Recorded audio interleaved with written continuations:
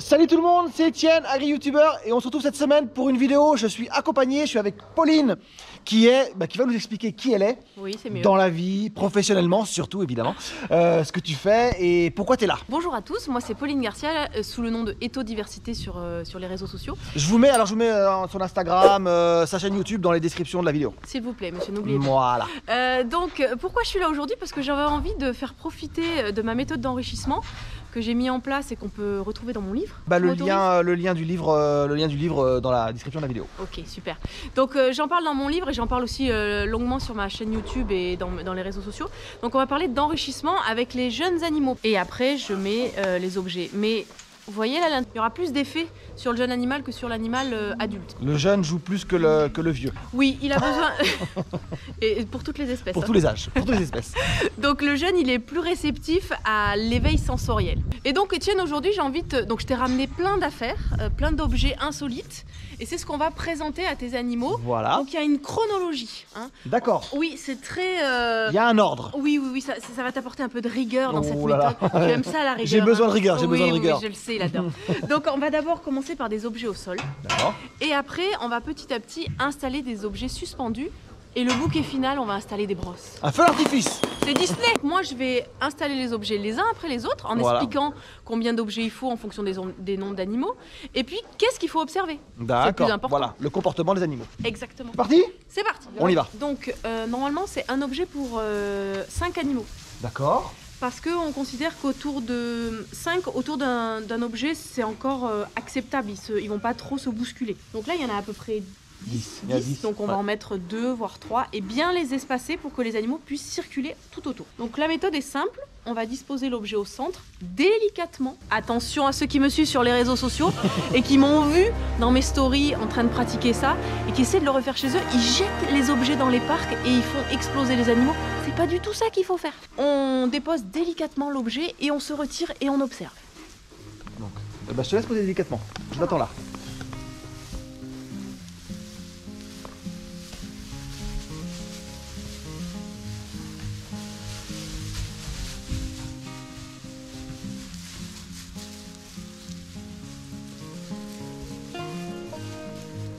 Donc quand on installe un objet comme ça, il faut vraiment se mettre en retrait et laisser faire les animaux sans intervenir. Et il faut observer qui vient en premier. Parce que souvent, celui qui vient en premier, c'est pas forcément une dominante, c'est souvent une meneuse. C'est celle-ci qui va oser et tenter de venir en premier vers l'humain. Donc c'est toujours intéressant de noter qui prend les devants face à un objet, parce que ça sera la même chose vis-à-vis d'un humain. Et donc celle qui va la première attire les autres? Oui, ça c'est hyper intéressant, c'est de noter, il se passe une contagion émotionnelle. C'est-à-dire que celle qui va venir, elle va inciter les autres à être encore plus curieuses. On va regarder comment ça se passe. Donc ce qui est intéressant, c'est de noter que fait l'animal quand il aborde l'objet. Est-ce qu'il vient déjà d'une manière plutôt franche ou timide? Et quand ils arrivent au contact de l'objet, est-ce qu'ils le touchent, est-ce qu'ils le flairent? Et là, la petite 55, elle est vraiment très audacieuse. Donc c'est une vache qui donne l'impression d'avoir très confiance en elle, et ça c'est un atout dans des lots d'animaux. Il faut savoir que dans les lots, en fait les animaux ils agissent par binôme. Chaque vache aura sa meilleure copine. Donc la 55 qui est venue en premier, il y a sûrement sa meilleure copine qui l'a observée et qui va être amenée à reproduire ce qu'a fait sa copine. Peut-être que la 55 et la 56 sont assez proches, en tout cas, ou plutôt la 57, qui sont venus interagir quasiment les deux en même temps. Donc ça, c'est toujours intéressant de voir les binômes qui se créent dans des situations insolites. Là, on vient à peine de commencer et j'apprends déjà des trucs. Donc on voit très bien des profils qui se dessinent, les profils plutôt audacieuses, et elles vont sûrement mettre en mouvement l'objet en mettant des coups de tête. Comment vont-elles réagir face au mouvement de l'objet? Alors, ce qui est intéressant, c'est quand les animaux ont tendance à se figer. Parce qu'un animal, quand il a peur, c'est le problème dans l'élevage, c'est la peur, comment il gère la peur. Et une peur qui fige les animaux, c'est plus intéressant pour nous, éleveurs au quotidien, plutôt qu'une peur qui va les faire exploser dans tous les sens. Donc, moi j'aime bien les voir faire tomber le plot, et comment ça réagit. Est-ce que ça se fige ou au contraire ça explose? Donc au début, les animaux ont tendance à réagir de manière à surexprimer les comportements. Tout à l'heure, quand le plot a bougé, elles ont toutes un peu elles sont toutes parties un peu de manière un peu vive. Mais plus on enrichit les animaux, plus ils apprennent à gérer ces émotions-là, et moins ils vont sursauter. Donc plus on expose des animaux à la nouveauté, moins ça fera des animaux peureux. Et plus on commence jeune, mieux c'est. Donc ça va réagir. Très intéressant. Vous voyez, la petite vache, elle s'est fait peur. Bon, jusque-là c'est complètement normal, la peur est indispensable pour la survie des animaux et des espèces. Mais elle est tout de suite revenue. Donc la peur ne l'a pas figée, enfin ne l'a pas tétanisée. Donc ça c'est des profils intéressants. Alors l'enrichissement, ça suscite aussi un petit peu d'excitation au début. Donc ne vous inquiétez pas, c'est normal, c'est comme les enfants. Au début dans les cours de récréation, ils sont un peu explosifs et puis petit à petit, ça se calme, c'est normal. Alors on va mettre un deuxième objet. Ouais. On enchaîne avec un deuxième objet. Donc toujours on se déplace, toujours très tranquillement. Oui. Il faut se déplacer comme si on était Thomas Pesquet. Dans l'espace. Tout en apesanteur.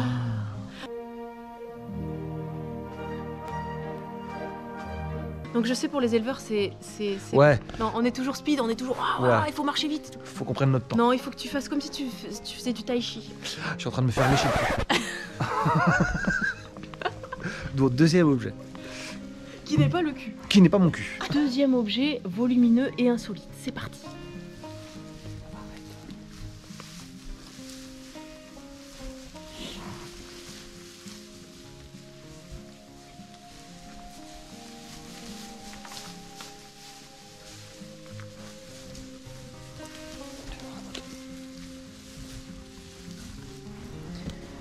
Donc je le mets volontairement sur la tranche, comme ça il va tomber facilement et les animaux vont réagir tout de suite normalement. Donc le veau, il explore avec sa bouche et avec sa langue. Le jeune enfant, il explore son environnement en mettant tout à la bouche. C'est pareil pour le veau. Donc c'est normal que quand on lui présente un objet insolite, il aille lécher, flairer. C'est pas normal s'il le fait pas.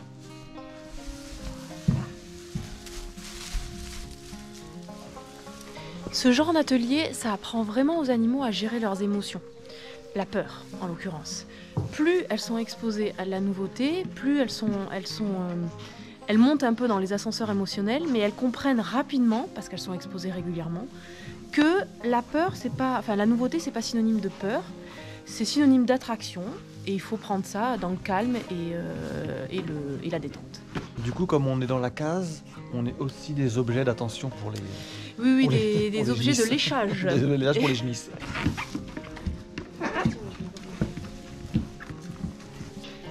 En extérieur, l'animal, il explore tout autant que là, quand il le fait derrière nous. Il le fait sur des branches, sur des feuilles, sur les végétaux qu'il trouve en extérieur.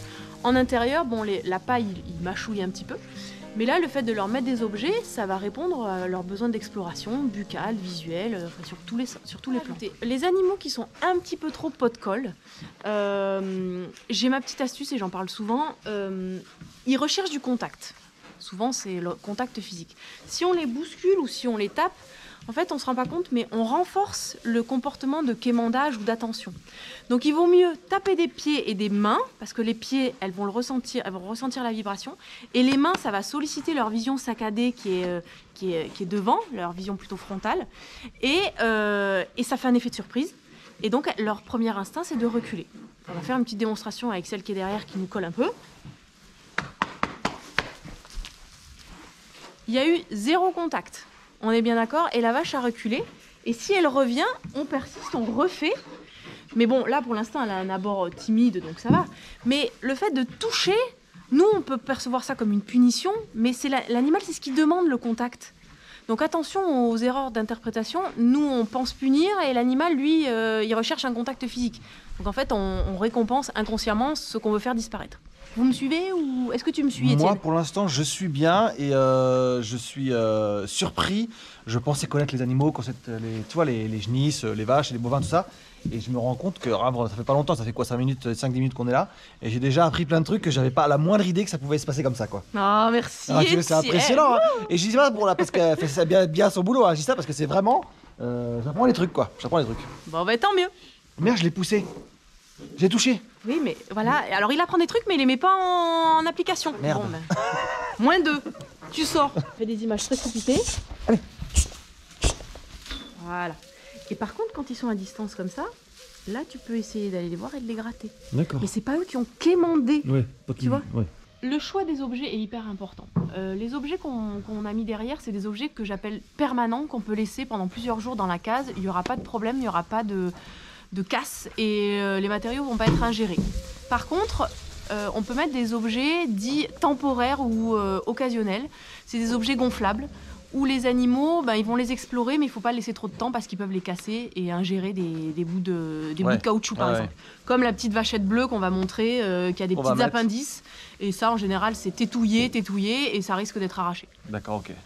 Donc des objets qui ne soient pas dégradables facilement par les animaux, quoi. Exactement, parce que... Je suis en train de me faire attaquer violemment par une génie. Troisième objet. Donc vachette bleue, top à la vachette.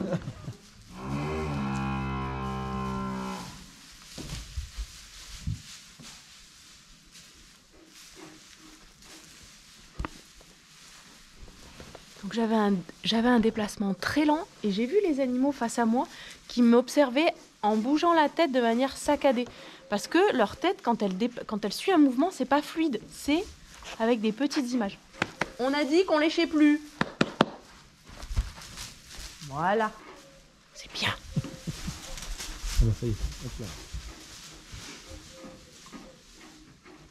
Le fait qu'elles viennent d'être sevrées ou depuis quelques semaines ou un mois, forcément elles recherchent à téter. Elles sont en recherche de tétine. De tétine, ouais. Mais c'est un objet que l'on peut explorer. C'est pas interdit. Oui. Mais ça demande de la surveillance. En gros, tout est bon à être exploré. Ouais. Mais certains objets peuvent être laissés tout le temps. Et on peut les changer tous les 3-4 jours. Passer d'un parc à un autre, par exemple.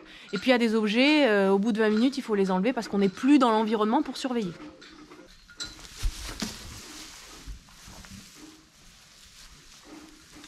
Ce petit mouvement de sursaut que vous venez de voir quand elle a tiré la vachette, plus vous allez exposer les animaux à des objets insolites, plus ces mouvements de recul et de sursaut vont s'atténuer. Parce que leur cerveau sera habitué à s'adapter à la nouveauté. Merci. Une fois qu'on a travaillé au sol, on va travailler sur un autre plan, sur un plan plus horizontal et plus à la hauteur du mufle en fait, de l'animal. Et donc on va suspendre des objets. Et le fait que les objets soient suspendus, il y a un mouvement et donc c'est plus stimulant et l'animal aura un intérêt plus long vers les objets suspendus. Donc là c'est que de la récup, c'est des couvercles et avec des gaines j'ai fait la traditionnelle pyramide. Étienne, je te ferai faire ta pyramide. Oui. Tu es en train de me dire que c'est pas des objets neufs tout ça? Non. Je suis extrêmement déçu. Désolée pour toi. Non, c'est bien pour l'environnement, la récup. Ouais, c'est mieux. Regarde, là, j'ai même pris un bois de serre. Ouais, alors, attention. Le cerf, tu l'as tué quand? Non, c'est lui qui m'a laissé ce cadeau dans mon pré. Et puis, c'est des jouets pour chiens catégorie molosse. Oui, il faut mieux, ouais. Grosse mâchoire. Grosse mâchoire. Donc, on va disposer ça de manière calme et dans des endroits où les animaux y ont accès facilement.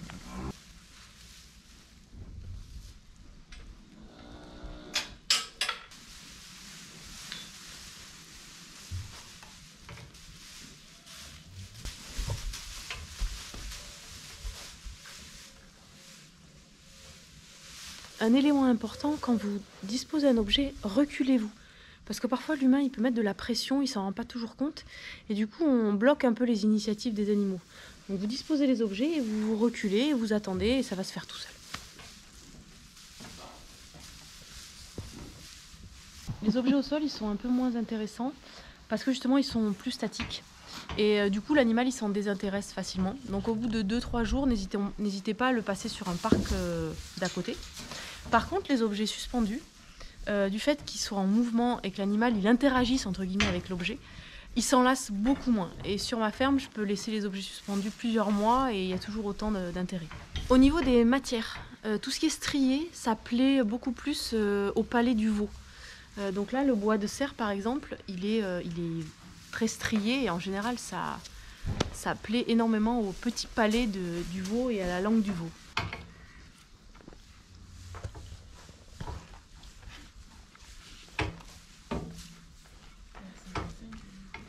Donc là vous voyez chacune est à son poste et là on est sur le pôle exploration juste derrière avec le bois de cerf. Ensuite, il y a exploration au sol. Et ensuite, là, il y a un petit lot qui est sur l'exploration de la pyramide. Et donc, les animaux, comme ça, ils circulent d'un pôle exploratoire à un autre. Donc, ça favorise les déplacements. Non, on ne tombe pas dans l'exagération, hein. Mais ça favorise vraiment l'éveil et ça rend les animaux encore plus curieux qu'ils ne le sont déjà.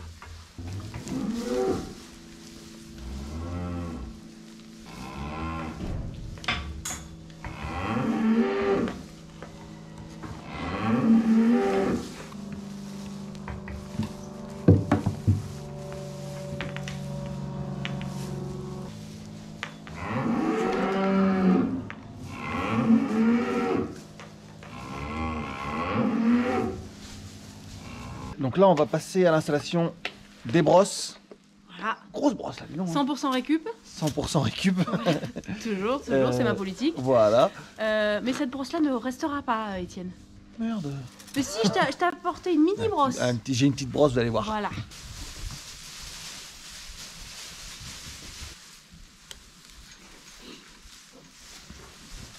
On a installé la brosse qui est juste derrière là. Je sais pas si. Oui, si, on la voit. On la voit. Au début, l'animal il sait pas ce que c'est. Il sait pas ce que c'est une brosse, il sait pas ce que ça procure comme sensation. Donc il va aller l'explorer avec sa bouche, sa langue, et puis par erreur ou accidentellement, le poil va le gratter quand il fait un mouvement, et c'est là que la sensation est découverte et est accentuée avec des coups de tête plus forts.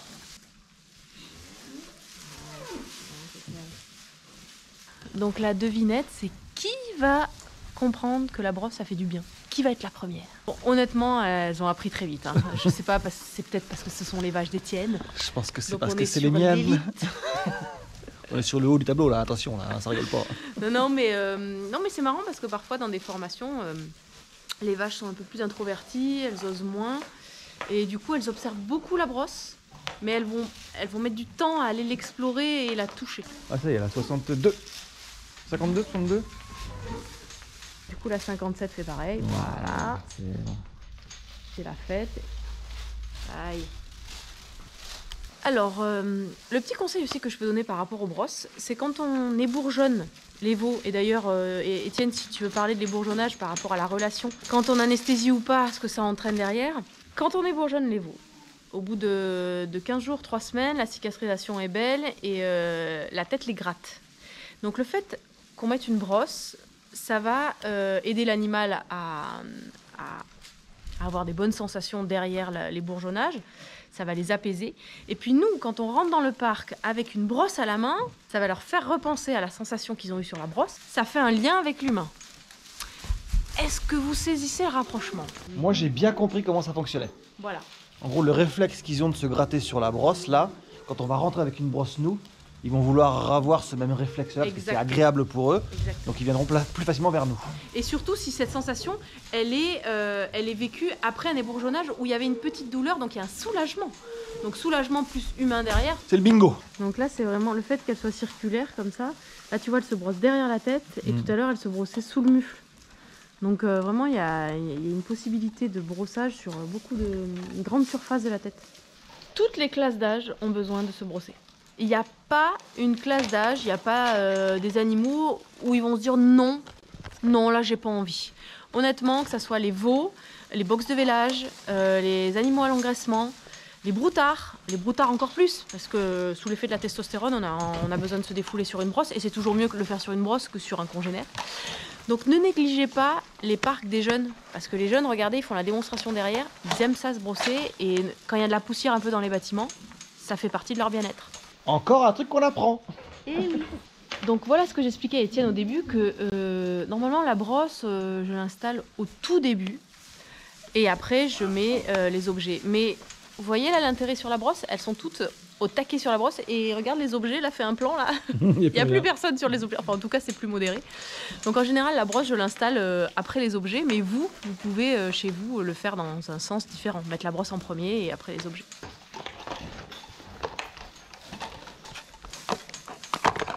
Étienne, regarde, on est chez toi là, et t'entends ce qui se passe autour de nous, t'entends les bruits. Ouais, j'entends pas grand-chose. Voilà. Et ben dis-toi que les veaux c'est pareil, bon c'est plutôt apaisant du coup, mais c'est bien quand même de leur faire découvrir d'autres sons. Et le petit conseil que je peux te donner, c'est de mettre un poste de radio et de l'allumer 1 heure le matin, 1 heure l'après-midi, pas tout le temps, parce que sinon, si ça devient monotone et en permanence, elles y feront plus gaffe. Ouais. Mais un petit peu le matin, un petit peu l'après-midi, du coup, elles vont dire tiens, il y a un nouveau son, il y a des nouvelles voix, donc alterne les stations, alterne les genres musicaux, évite le hard rock. Ah, oh merde. Plutôt, ouais, je savais que tu étais fan. Non, mais plutôt musique classique et country. Ok, d'accord, ok. La country, bah, ça leur rappelle leur origine. Ouais, et puis avec ta veste à carreaux. Bah, ça va l'intégrer avec mon style. Ça fait partie de l'éveil sensoriel, auditif. Sonore, du veau, c'est pas plus mal, quoi. Qu'ils entendent d'autres voix. Moi, j'en remettrai une petite radio. Les veaux, une fois qu'ils ont découvert la sensation sur la brosse fixe dans les parcs, on peut s'équiper d'une longue brosse. Alors moi, je la prends longue. D'après vous, pourquoi? Étienne, tu sais pourquoi? Plus c'est long, plus c'est bon. Oh là là, mais non! Sérieusement, ça nous allonge le bras tout simplement et ça respecte l'intimité et la bulle d'autorisation de l'animal. Parfois, juste le fait de tendre le bras, c'est pas assez long et notre geste est paru comme une agression. Quand on a une brosse, on se rallonge considérablement la taille du bras et au bout de la brosse, on peut commencer à gratter et à reproduire la même sensation que les brosses dans les parcs. On leur montre la brosse, on leur fait sentir. Au début, c'est un objet de découverte, hein. On est dans l'exploration, c'est la même chose. Je veux quand même les toucher, les brosser, quoi. Je veux qu'il y ait une interaction, ce ne soit pas juste elles qui soient dans l'interaction. Alors ça, on va éviter, merci. Petit à petit, je vais leur mettre des petits coups de grattage, comme ça, et j'arrête. J'attends qu'elle revienne délicatement. Je présente la brosse tout doucement. Voilà, super. Et quand ça leur plaît, en général, elles se rapprochent toutes seules, elles viennent toutes seules. Alors 65, elle est plus petite dans les statuts, hein, donc elle prend moins d'initiative parce que les autres la bloquent à côté. Mais à mon avis, elle est tout aussi volontaire que les autres. Alors ensuite, hop. Oh, il y avait l'autre qui lui faisait peur derrière. Donc toujours, l'approche est pareille, c'est-à-dire au début, on laisse l'animal sentir et découvrir la sensation des petits picots sur son visage. Donc ça peut être sur le menton, sur les joues, et faire des mouvements, bref, enfin des petits mouvements en petite amplitude.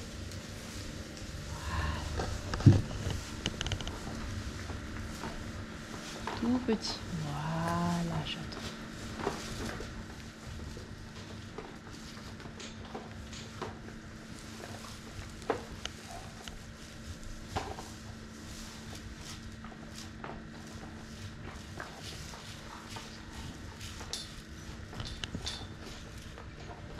De temps en temps, il faut faire des pauses. Il faut provoquer l'animal, l'envie de revenir et de reparticiper à la situation. Hop, voilà. Alors l'idéal, c'est les mouvements de bas en haut. Pourquoi, Étienne? Mais tu vas me le dire? Parce que la mère, quand elle lèche son veau, c'est de bas en haut. Bon, on est en élevage laitier, donc il y a moins de léchage. Il y a beaucoup moins de contact avec la mer. Mais cette zone-là est quand même... Il y a beaucoup de points d'apaisement. Et l'animal, quand on le lèche, j'allais dire, quand on le brosse, on sollicite des points d'apaisement et on le détend. Je précise que je ne lèche pas mes animaux. Hein. Comment ça? Ah non, j'ai arrêté il y a quelques années. Il y a d'autres points d'apaisement sur le corps de l'animal. Il y a le garrot et il y a la base de la queue. Donc le veau, moi je le touche toujours en premier au niveau de la tête, comme ça, dans une approche progressive. Petit à petit, je glisse sur la ligne, l'encolure et j'insiste sur le garrot. Et après, petit à petit, je vais sur la ligne sur la base de la queue. La base de la queue, les animaux, ils adorent ça. Il y a beaucoup de points d'apaisement, mais ils sont assez... Au début, ils sont un peu mal à l'aise, quoi. Ça a tendance à les faire fuir. Surtout qu'on est dans un angle mort, hein. L'animal ne nous voit pas forcément quand on est à cet endroit-là. Donc moi, je me sécurise au niveau de la tête. Et puis après, petit à petit, je circule autour de l'animal et je vais étendre ma zone de contact. Alors le petit conseil que je peux donner aussi, c'est que souvent les animaux, ils sont un peu... comment dire, ils aiment bien venir nous les chouiller, les humains. Donc ils sont à l'initiative du comportement, mais quand nous, après, on leur demande d'être immobiles et de se laisser toucher, il n'y a plus personne. Ça marche pas, ça. Il faut que le contrat soit 50-50, c'est-à-dire, tu me lèches, mais tu acceptes en contrepartie que je te touche. Parce que sinon, bah, c'est trop facile, l'animal il fait ce qu'il veut. Je l'échouille un peu l'humain et après je me casse et en même temps je lui donne un coup de pied. Mais oui, ça arrive, c'est comme ça que ça marche parfois. Donc là aujourd'hui... Bonsoir. Donc là aujourd'hui, on a fait la méthode accélérée pour vraiment montrer les possibilités enfin les diverses possibilités de l'enrichissement. Mais dans ma méthode, sur mon livre et dans mes formations, je conseille d'étaler un peu plus, c'est-à-dire un jour je vais faire les objets au sol, un jour après ou 2 jours après je vais commencer à suspendre. La brosse par contre c'est dès le premier jour. L'idéal c'est de mettre la brosse avant la rentrée des animaux, ok ? Pour que les animaux ils se familiarisent avec ce contact plastique sur le corps. Donc là on a fait vraiment une méthode accélérée, mais les élèves étaient très participants. Je suis très contente du résultat. Il y a une bonne classe, il y a une bonne classe. Ben, bonne classe, bon prof quoi. Ouais, voilà, bon prof, bon éleveur, j'ai envie de dire aussi. Ça joue quoi, il n'y a pas de secret quoi. Bon là, ouais, voilà, là, elles sont au taquet sur la brosse. Là, on voit que des culs là. C'est tout le monde sur la brosse là. Brosse, objet d'enrichissement, elles sont toutes ouais. Il y a toujours la curieuse.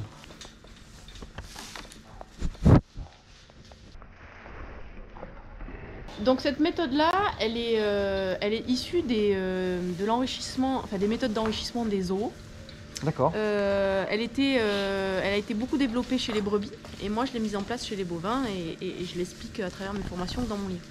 Il faut savoir qu'un environnement peut être enrichi à l'intérieur comme à l'extérieur. Il y a des pâtures parfois qui ne sont pas du tout stimulantes. Des pâtures où il y a juste de l'herbe et une clôture autour, il n'y a pas d'arbres. Donc ok, l'animal il est dehors, mais il n'est pas forcément stimulé sur le plan sensoriel. Donc il ne faut pas penser que l'éveil sensoriel n'est pas forcément optimum en extérieur. On peut l'avoir davantage en intérieur si on le fait correctement. Donc on peut aussi enrichir les pâtures. Tout à fait. Et tu peux apprendre à tes veaux à gérer des émotions en pâture, sur un pré plutôt plat, en mettant des objets régulièrement qu'ils voient bien, qu'ils vont venir explorer. Donc ça, je le conseille à des éleveurs qui sont tout en plein air à le faire aussi. D'accord, ok. C'est le prochain livre. Non. Enrichir la pâture. Non, c'est pas ça, je dirais pas le sujet d'ailleurs. Mais il y a un prochain livre. Ah oui. Voilà, vous avez un scoop. Donc là, Pauline récupère sa méga brosse, et on a installé la mini brosse, voilà, qui va rester elle. Et elle commence déjà, vous voyez, à peine installées, elles sont déjà au taquet.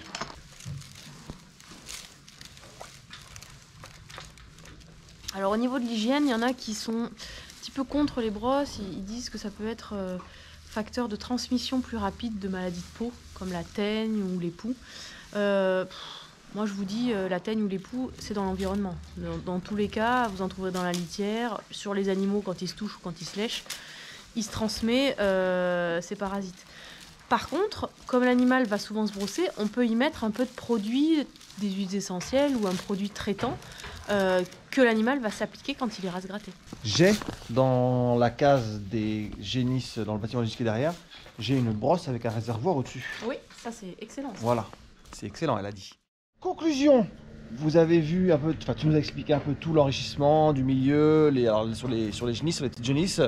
On en profite tout de suite. Je mets en lien en haut là, un lien pour ta vidéo sur la construction des pyramides. Voilà, la petite pyramide que vous voyez qui était derrière là-bas. Voilà, qui est faite en caoutchouc ou en tuyau d'arrosage. En fait, il y a des mesures à respecter. Il ne faut pas la faire trop grande, pas trop petite. Donc, n'hésitez pas à aller sur ma chaîne YouTube, vous abonner. Évidemment.